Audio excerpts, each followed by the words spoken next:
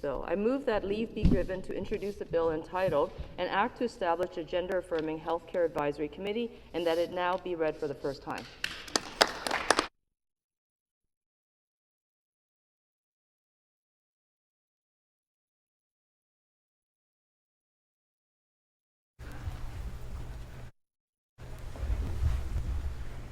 MPP Wong-Tam has moved that leave be given to introduce a bill entitled An Act to Establish the Gender-Affirming Healthcare Advisory Committee, and that it now be read for the first time.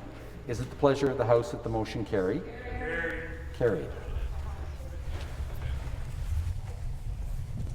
This is a bill entitled An Act to Establish the Gender-Affirming Healthcare Advisory Committee. First reading of the bill, première lecture du projet de loi.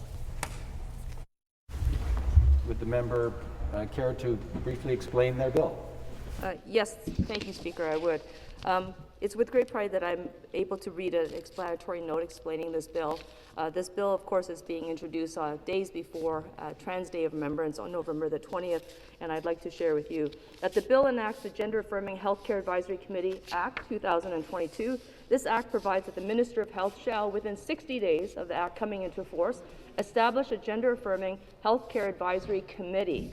The advisory committee shall submit a report making recommendations to the minister for improving access to healthcare and coverage for gender-affirming healthcare for all Ontarians.